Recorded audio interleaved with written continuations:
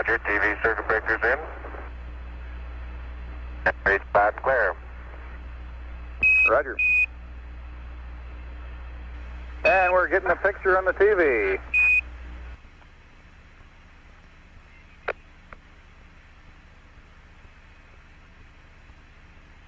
Houston, we have an excellent picture now, over. How do you read me, Charlie? 5 by now, Buzz, over. Okay.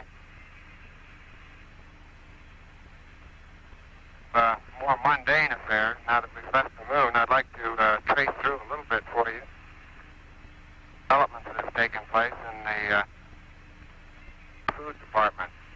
I'm sure you've always this type of a drink container. A little later, Mike will show you how the water gun operates with its new filter to take out hydrogen. Essentially, this water gun is put in this end and filled up this bag with water, and the drink then dissolves in the water, and this end of the mouth feeding. Likewise, we have other foods that are more solid nature. You can probably see this shrimp cocktail meal.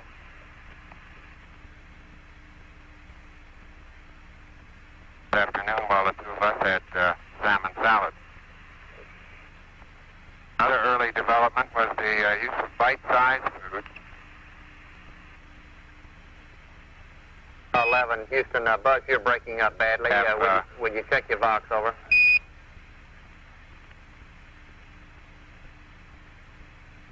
All right, how am I coming through now, Charlie? All right, you're very clear when you come through. It's just that your Vox is not keying at every word, over. Okay. These bite-sized objects were designed to remove the problem of having so many crumbs floating around in the cabin, so they designed a particular size that would be able to go into the mouth all at once. I think since all of our experience, we've discovered that we can progress a good bit further than that, back to some of the type meals that we have on Earth. As a matter of fact, on this flight, we've carried along pieces of bread, and along with the bread, we have a ham spread. And I'll show you, I hope, how easy it is to spread some ham. Environment of 0G.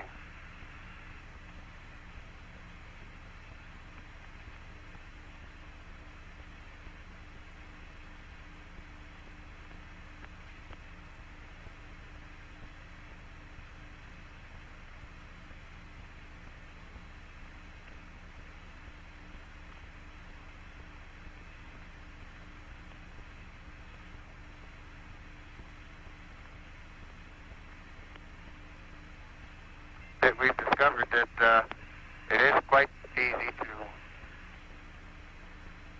all very familiar with.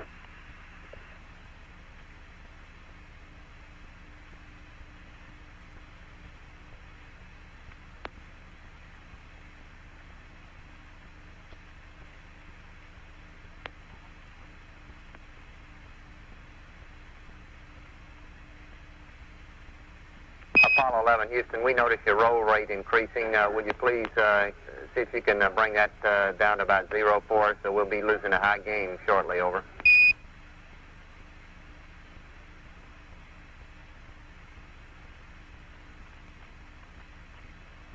We can also use zero gravity to demonstrate many things that we've all learned in school. I'd like to demonstrate briefly how easy it is to explain the action of a gyroscope. If I spin this can, we know that according to the equations of motion, that we would expect that if once this is given a spin and has a spin axis in this direction, if we give it a particular torque, and I'll do this by pushing my hands against it in this fashion once it's spinning, by the equations we can predict that as I put this torque on it, it will in fact rotate this direction. Let's see how well this works out. As I apply the torque this way, it rotated this way.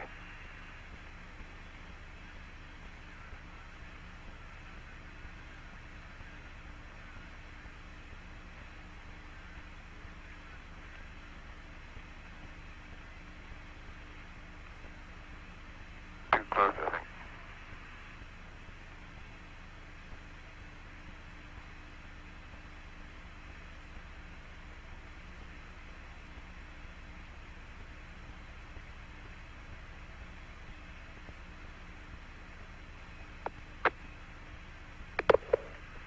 He says pretty good demonstration.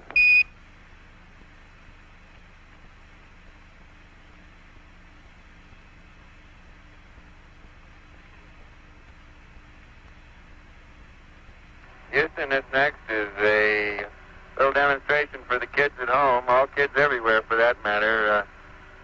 I was going to show you how you drink water out of a spoon, but I'm afraid I filled the spoon too full, and if I'm not careful, I'm going to spill water right over the sides. Can you see the water slopping around in the top of the spoon, kids? That's affirmative, 11. Okay, well, as I say, I was going to show you, but I'm afraid I filled it too full, and it's going to spill over the sides. I tell you what, I'll just turn this one over and get rid of the water and start all over again, okay? Okay.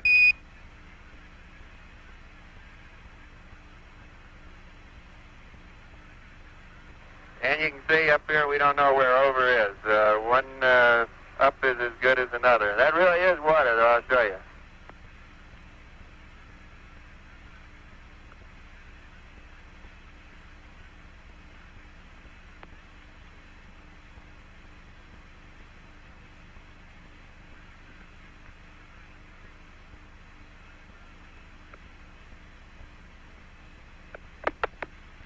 That's really not the way we drink. We really have a water gun, which I'll show you.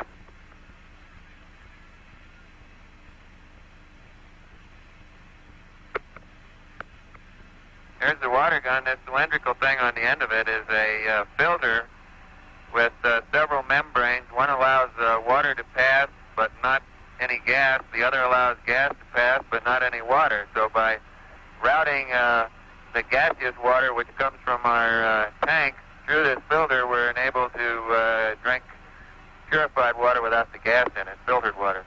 And, of course, all we do to get it started is just pull the trigger.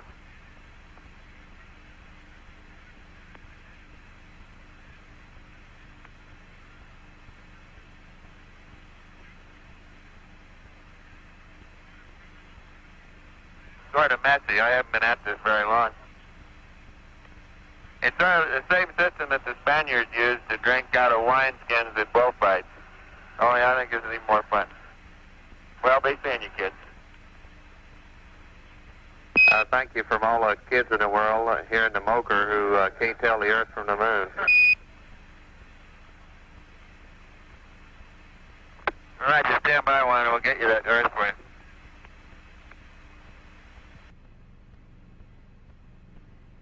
That's why I've been eating so much today. I haven't had anything to do. He won't let me touch it anymore. Right.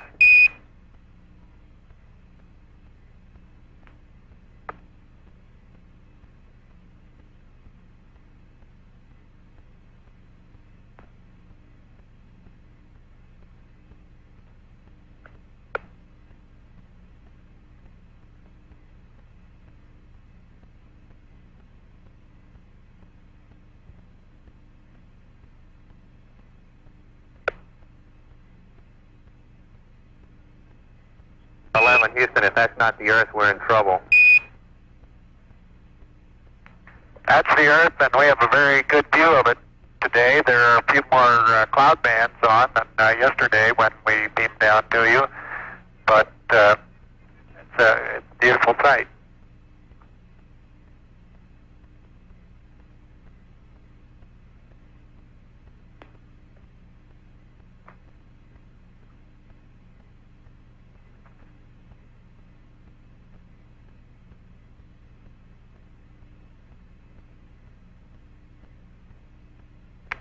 We have some horizontal banding in our TV monitor. Are we transmitting that to you, or do you have a clear picture? Neil, we have a very clear picture. The only thing that we see is a little white dot in the bottom of our screen, which is our TV guys say is an apparently a burned out spot in the camera, but it should come back. Over. Roger. We have that in our monitor also.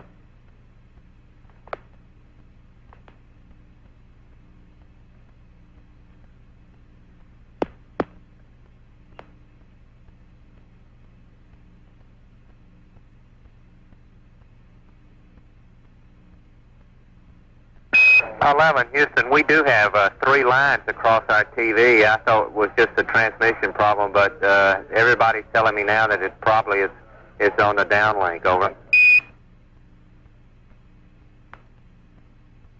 Now, those are the same 3 ones that we have. Okay.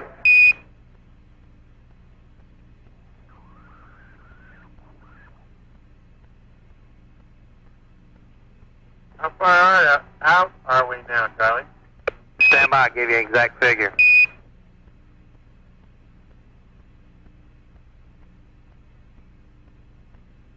You can notice the difference between yesterday and today. This is as large an image as we can give you. Roger, it's distinctly smaller. You're now 177,000 miles out. Over. Anything? That's nautical miles. That's affirmative. 11 weeks. Go ahead, over.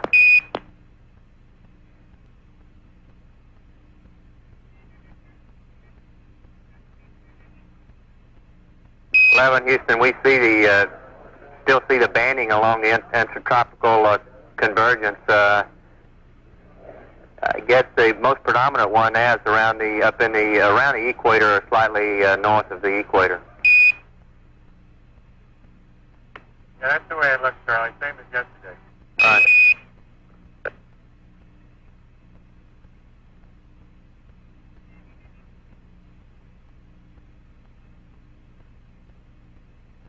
Keep the Pacific Ocean nice and clear and calm on Splash Day. That's all we ask.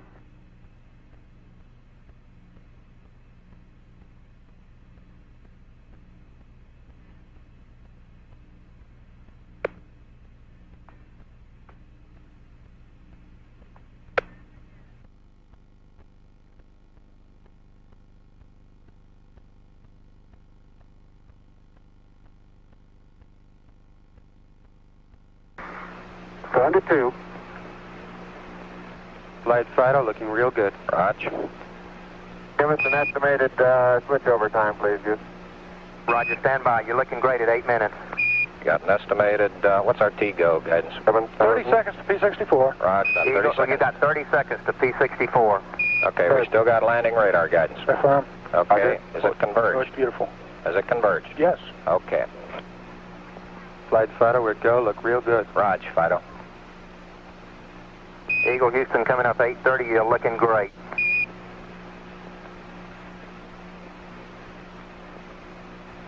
P64. Okay, they got 64. T-go's good. Roger, T-go's go. We have position 2 on the alarm. Roger, position 2. All flight controllers, 20 seconds to go for landing. Eagle, you're looking great. Coming up 9 minutes.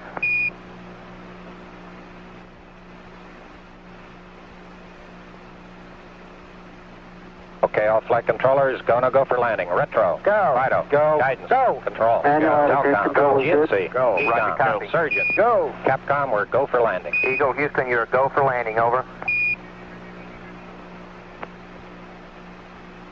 Roger, understand. Go for landing. 3,000 feet. Copy. Alarm. 1201. 1201. Roger, 1201 alarm. 1201 alarm. Same guidance. type, we're go, flight. Okay, We're go. Same type. We're go. Flight Fido, right on. Real good. Roger. 2,000 feet. Into the ag, 47 degrees. Roger. 47 degrees. How's our margin looking, Bob? It looks okay. We're Okay. about 4.5. Roger. Eagle looking great. You're go. Altitude update in the eggs. Looks good. Roger.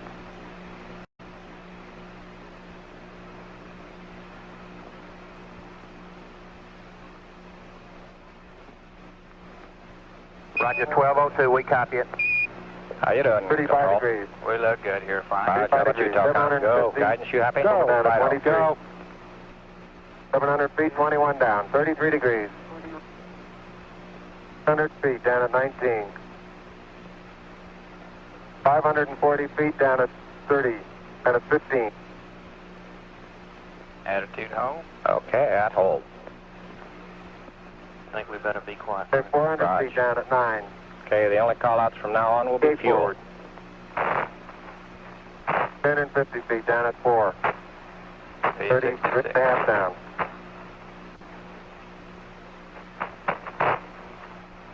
They're pegged on horizontal velocity.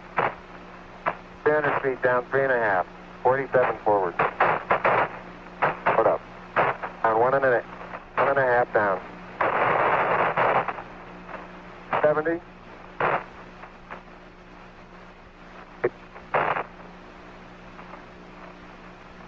Got the shadow out there. 50 down at 2.5. 19 forward. Okay, Bob, I'll be standing by for your call-out shortly. 3.5 down. 220 feet. 13 forward. 11 forward, coming down nicely. 200 feet. 4.5 down. 5.5 down. 160 feet. 6.5 down. 5.5 down. 9 forward. Low level. Low level. Good. 120 feet. 100 feet. 3.5 down. 9 forward. 5%. 185. Okay, 75 feet. Starts looking good. And Down out a for half. 60. Roger. 6 forward. 60. 60 seconds. 60 seconds. Lights on. 6. Down 2.5. Forward. Forward. Good. 40 feet down 2.5. Picking up some dust. 30 feet, 2.5 down. Straight shadow. Stand 4 by for forward. 4 forward. Drift into the right a little. 30. Down 30 a half. seconds. 30 seconds. Forward. Just. Good. Okay.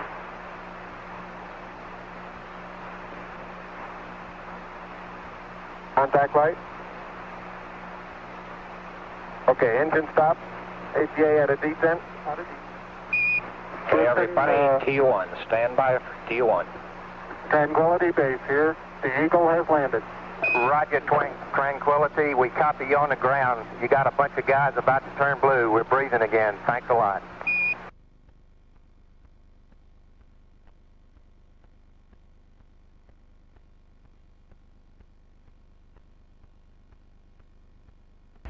There's a great deal of contrast in it, and currently it's upside down on our monitor, but we can make out a fair amount of detail.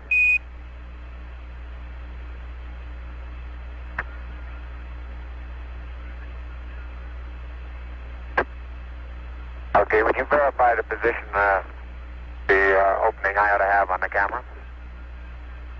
Stand by.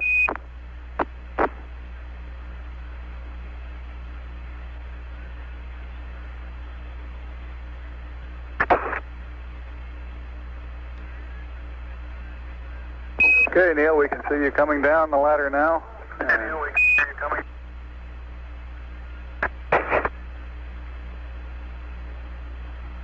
Okay, I just checked getting back up to that first step. That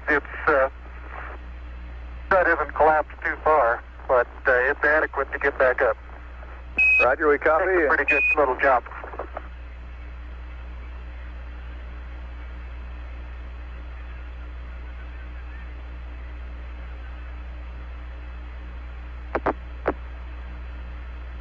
Buzz, this is Houston. F2, I'm at the 1/160th second for shadow photography on the sequence camera. Okay. I'm at the foot of the ladder. The limb footbeds are only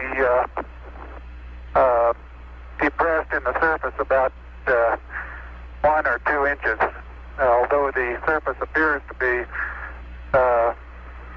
very fine-grained as you get close to it. It's almost like a powder. Ground mass is very fine.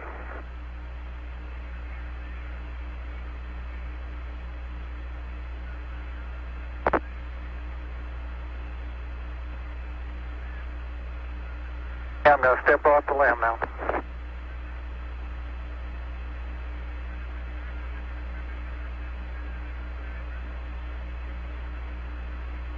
That's one small step for man, one giant leap for mankind.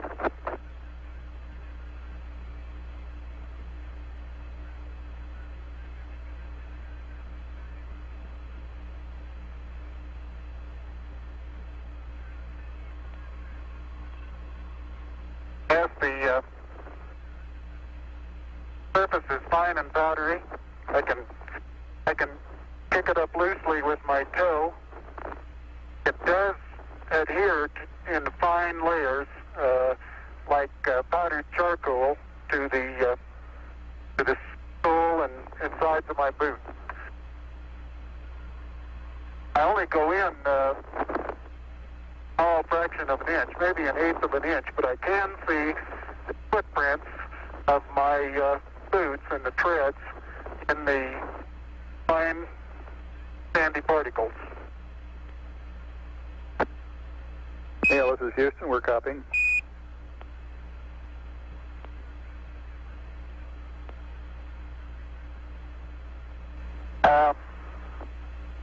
There seems to be no difficulty in moving around as we suspected.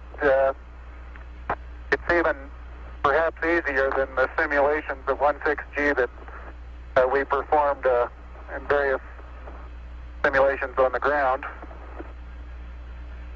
Absolutely no trouble to walk around.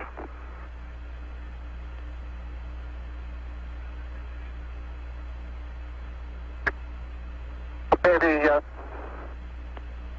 descent engine did not leave a crater of any size. It has about 1 foot clearance on the ground. We're essentially on a very level place here. I can see some evidence of rays emanating from the descent engine, but very insignificant amount.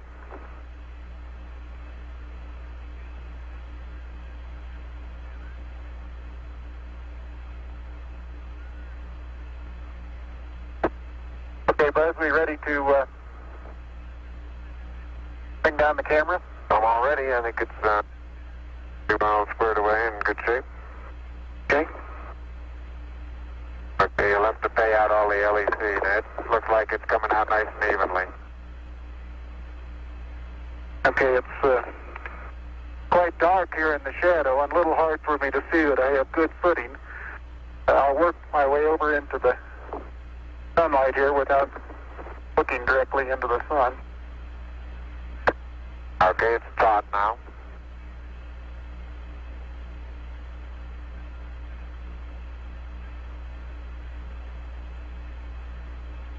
Unofficial time on the first step, 109.2420.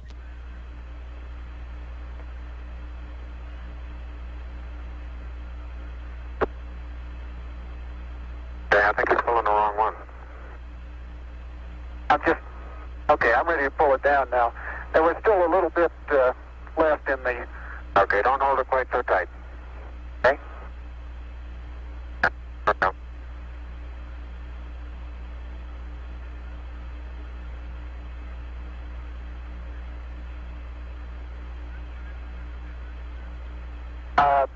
Looking up at the limb, I'm standing directly in the shadow now, looking up at Buzz in the windows.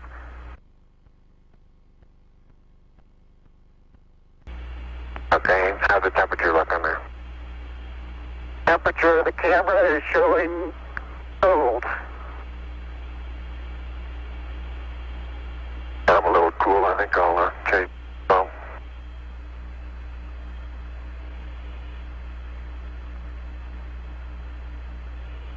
I'm on intermediate now, Houston, and I show 3.78. No flags, 74. Houston, roger, out. And we'll probably need a little distance at back location television camera.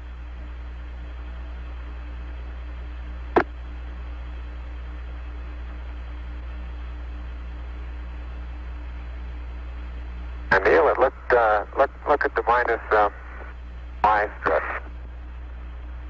The direction of travel there. Traveling from right to left. Right. So this one over here underneath the SN engine where the probe first hit. Minus my probe first hit. I got plenty of cable?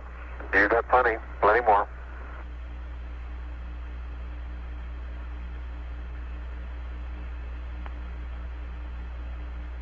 Okay, I think I got the end of it. Something interesting in the bottom of this little crater here. Maybe. Keep going. We got a lot more. Okay. Getting a little harder to pull out here.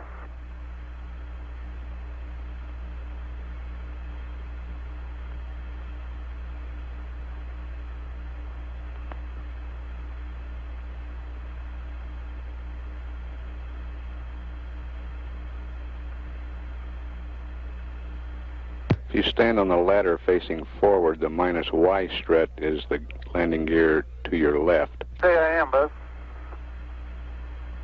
40, 50 feet. Why don't you turn around and let them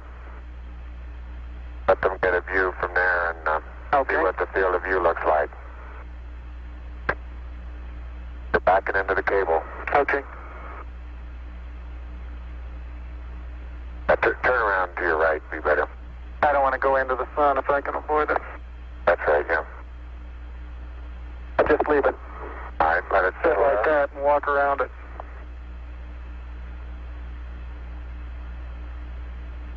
Houston, how's that field of view going to be? Pick up the mesa far away? Right.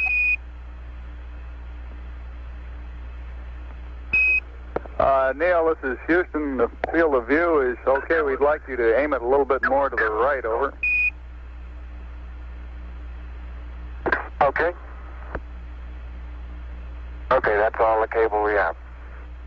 All the way out. I'll start working on the shoulder. A little bit too much to the right. Can you bring it back left about 4 or 5 degrees?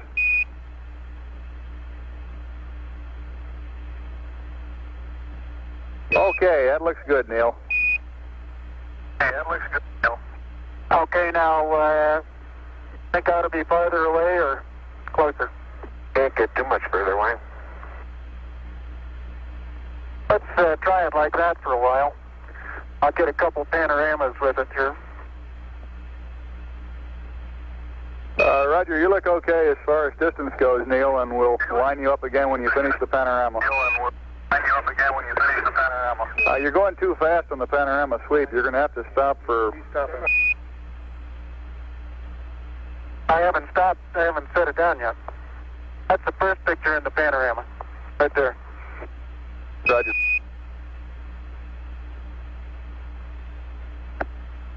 It's taken just about northeast. Tell me if you got a picture, Houston. Well, we've got a beautiful picture, Neil. Okay, I'm going to move it.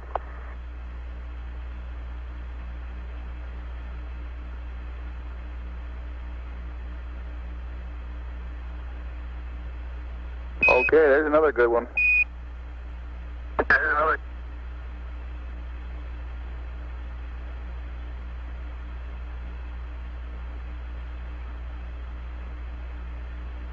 Okay, we got that one.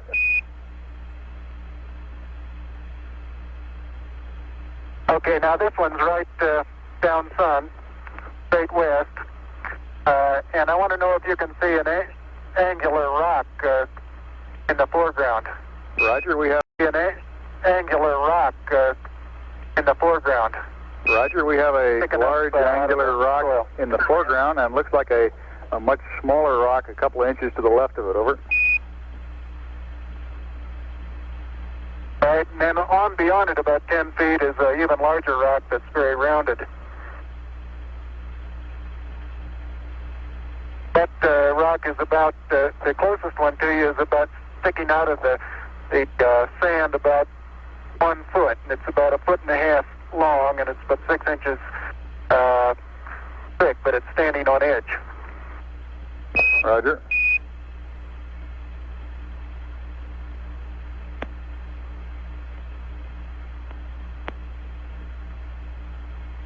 Okay, Neil, I've got the table out. Got a bag deployed. We got this view, Neil.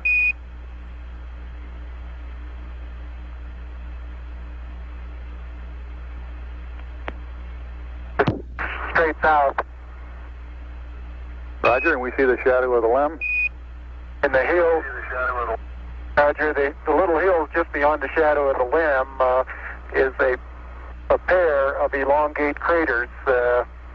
About probably the pair together is 40 feet long and 20 feet across, and they're probably 6 feet deep. We'll probably get some more work in there later.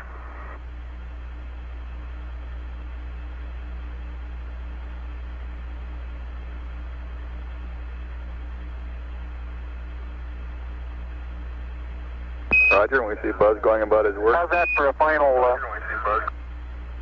For a final orientation, we'd like it to come left about 5 degrees, over.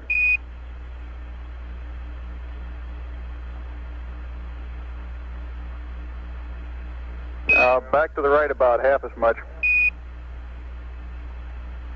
Okay.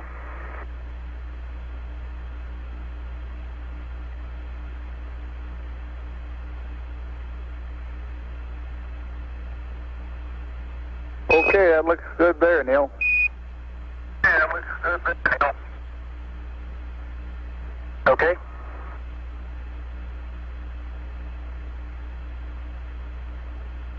One hour, 7 minutes time expended.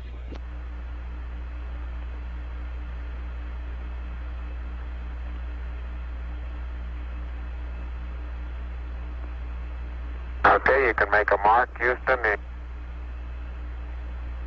Roger, so when.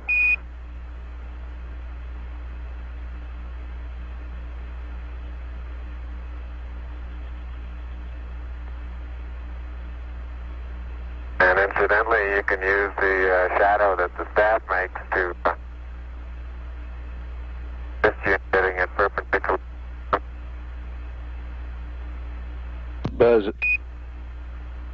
Buzz is erecting the solar wind experiment now.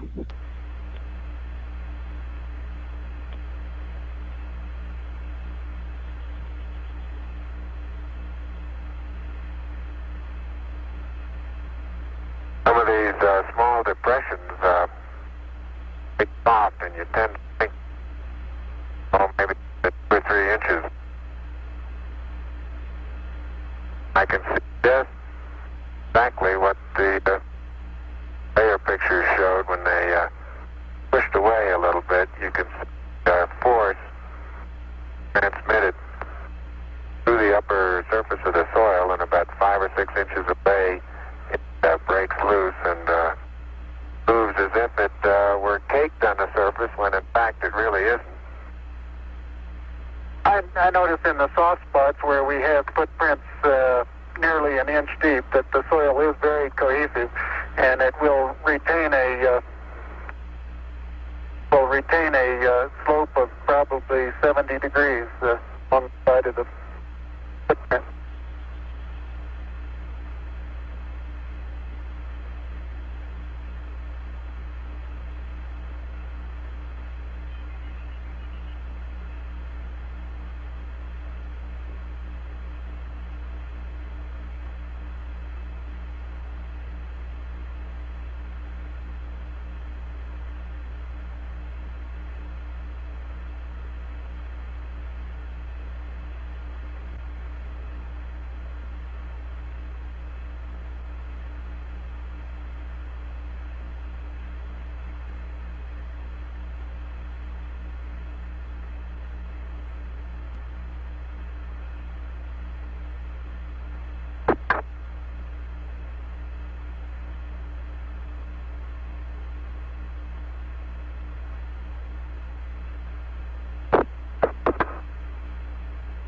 All limb systems still looking good.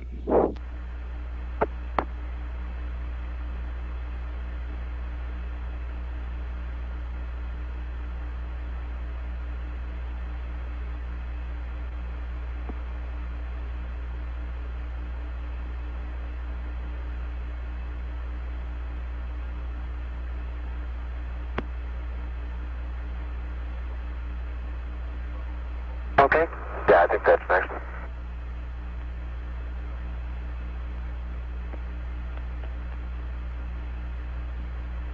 Did end come off?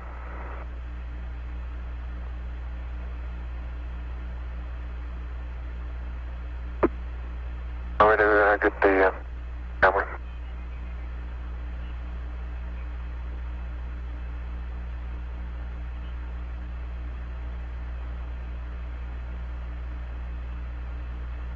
Take that part. Go out here with them.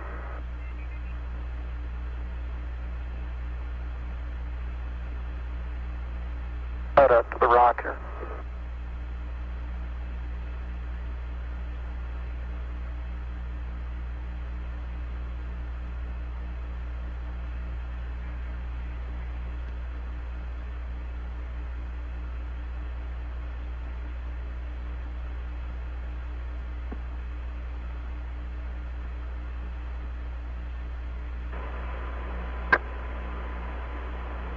Okay, you'll have to extend that one.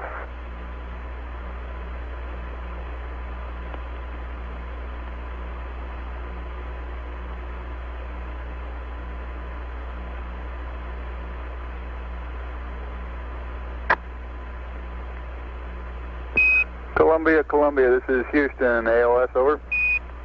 Houston, ALS, over.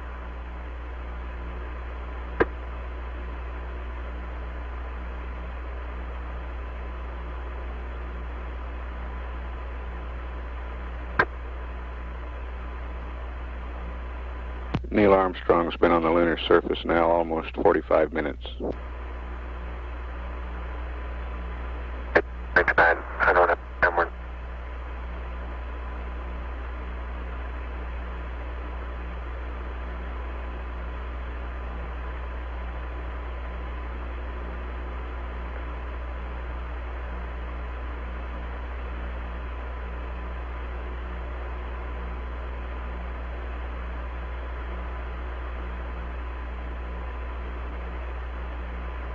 Houston, Columbia on the high gain, over.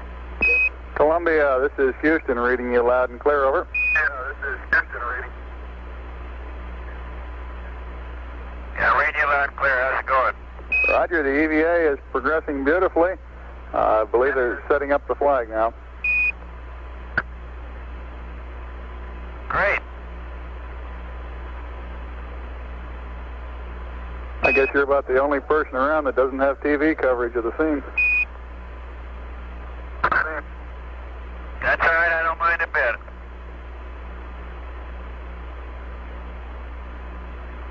How is the quality of the TV? Oh, it's beautiful, Mike. It really is.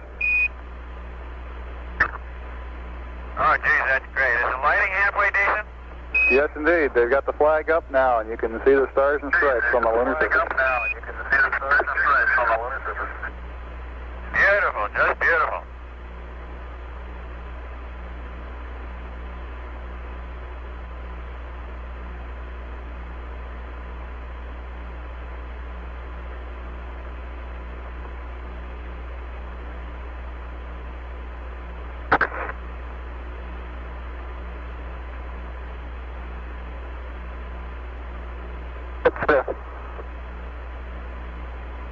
See if you can pull that end off a little bit. Straighten that end up a little.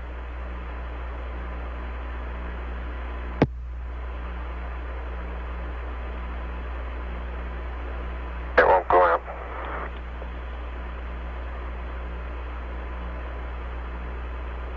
Okay.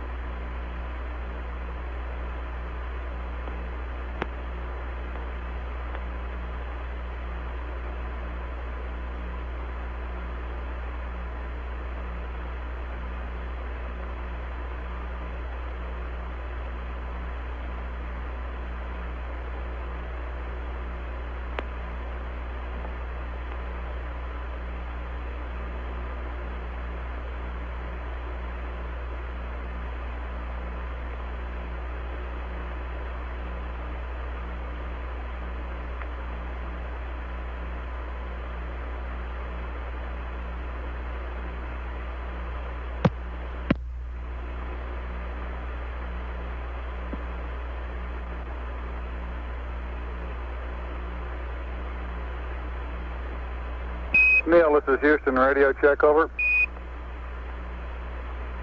Hi, Roger. Houston, loud and clear.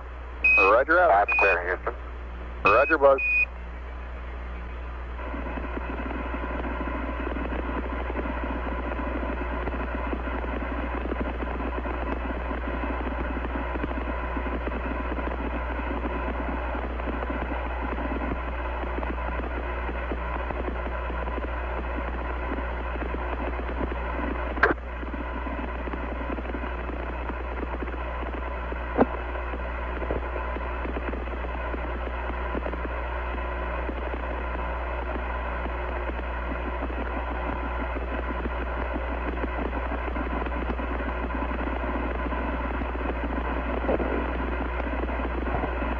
I'd like to evaluate the various paces that a person can traveling on the surface.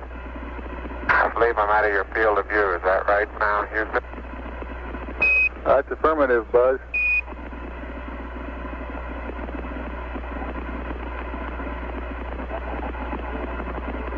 You're in our field of view now. You do have to be. All right, you do have to be rather careful to keep track of where your center of mass is. Sometimes it takes about 2 or 3 paces to make sure that you've got your feet underneath you.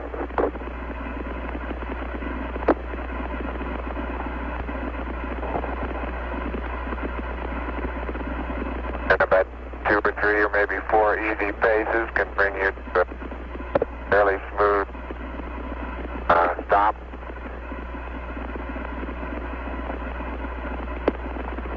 Direction. Like a football player, you just have to put out to the side, cut a little bit.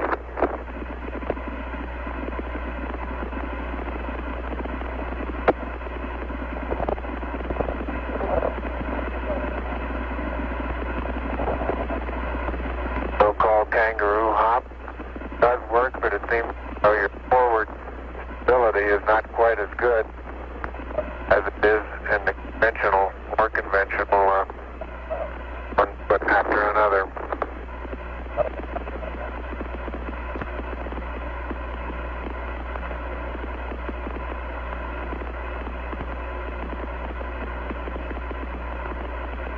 As far as saying what a sane pace might be, I think the one that I'm using now would get rather tiring after several hundred. But this may be a function of the suit as well as lack of gravity force here.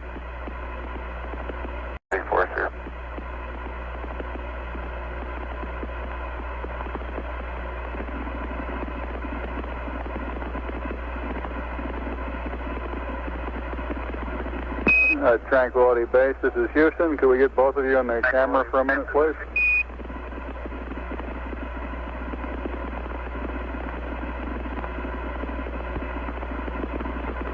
Say again, Houston. Roger, we'd like to get both of you in the field of view of the camera for a minute.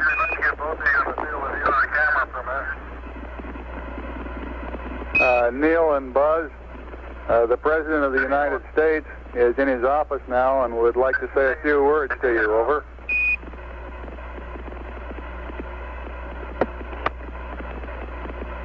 That would be an honor. Go ahead, Mr. President. This is Houston out. Hello, Neil and Buzz. I'm talking to you by telephone from the Oval Room at the White House. And this certainly has to be the most historic telephone call ever made. I just can't tell you how proud we all are of what you... For every American, this has to be the proudest day of our lives. And for people all over the world, I am sure they too join with Americans in recognizing what an immense feat this is. Because of what you have done, the heavens have become a part of man's world. And as you talk to us from the sea of tranquility, it inspires us to redouble our efforts to bring peace and tranquility to earth. for one priceless moment in the whole history of man, all the people on this earth are truly one. One in their pride in what you have done, and one in our prayers that you will return safely to earth.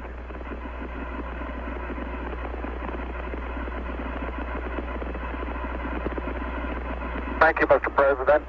It's a great honor and privilege for us to be here representing not only the United States, but men of peace of all nations, and with interest and a curiosity and with a vision for the future. Honor for us to be able to participate here today. And thank you very much, and I look forward, all of us look forward to seeing you on the Hornet on Thursday. Look forward to that very much, sir.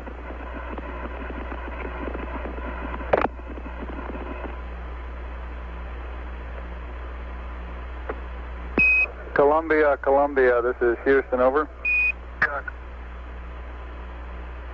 Loud and clear, Houston. Roger, I've got a P-22 auto optics pad for you.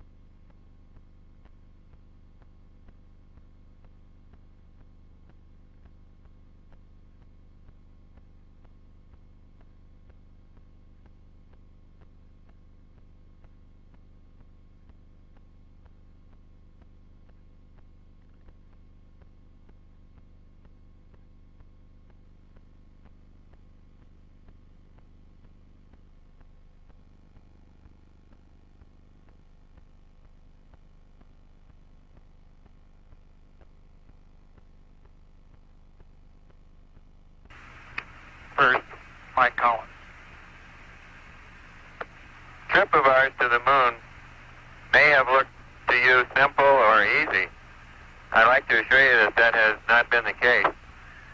The Saturn V rocket, which put us into orbit, is an incredibly complicated piece of machinery, every piece of which works flawlessly.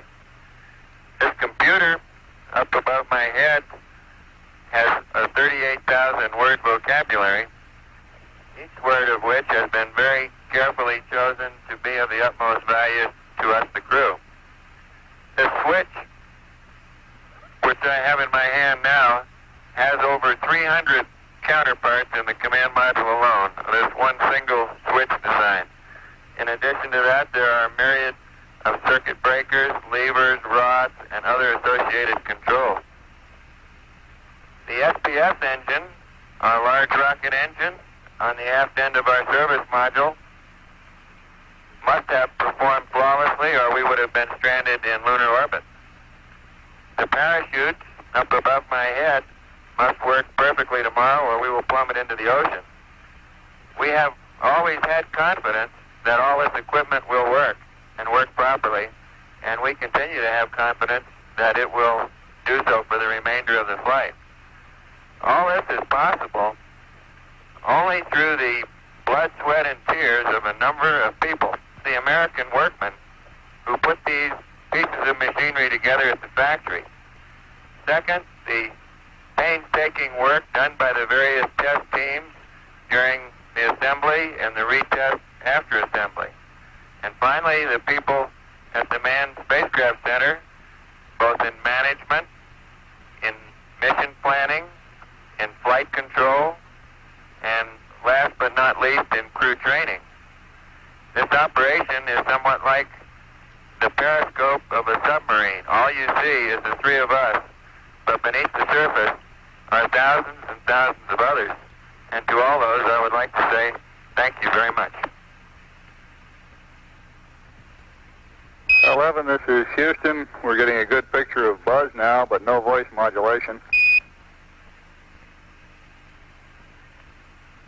And would you open up the f-stop on the TV camera?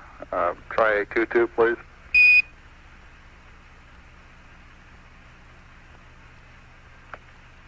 That appears to be a lot better now. We're still not receiving Buzz's audio. Good evening. I'd like to discuss with you a few of the more symbolic aspects of the flight of our mission Apollo 11. As we've been discussing the events that have taken place in the past 2 or 3 days here on board our spacecraft, we've come to the conclusion that this has been far more than 3 men on a voyage to the moon. More still than the efforts of a government and industry team. More even than the efforts of one nation. We feel that this stands as a symbol of the insatiable curiosity of all mankind to explore the unknown. Neil's statement the other day upon first setting foot on the surface of the moon, this is a small step for a man, but a great leap for mankind, I believe sums up these feelings very nicely. We accepted the challenge of going to the moon. The acceptance of this challenge was inevitable. The relative ease with which we carried out our mission, I believe, is a tribute to the timeliness of that acceptance. Today, I feel we're fully capable of accepting expanded roles in the exploration of space. In retrospect, we have all been particularly pleased with the call signs that we very laboriously chose for our spacecraft, Columbia and Eagle. We've been particularly pleased with the emblem of our flight, depicting the U.S. Eagle, bringing the universal symbol of peace from the Earth, from the planet Earth, to the moon, that symbol being the olive branch. It was our overall crew choice to deposit a replica of this symbol on the moon. Personally, in reflecting the events of the past several days, a verse from the Psalms comes to mind to me. When I consider the heavens, the work of thy fingers, the moon and the stars which thou hast ordained, what is man that thou art mindful of him. The responsibility for this flight lies first with history, and with the giants of science who have preceded this effort. Next to the American people, who have, through their will, indicated their desire. Next to 4 administrations and their Congresses for implementing that will. And then to the agency and industry teams that built our spacecraft. The Saturn, the Columbia, the Eagle, and the little EMU, the spacesuit and backpack that was our small spacecraft out on the lunar surface. We'd like to give a special thanks to all those Americans who built those spacecraft, who did the construction, design, the test, and put their heart and all their abilities into those craft. To those people, tonight we give a special thank you. And to all the other people that are listening and watching tonight, God bless you. Good night from Apollo 11.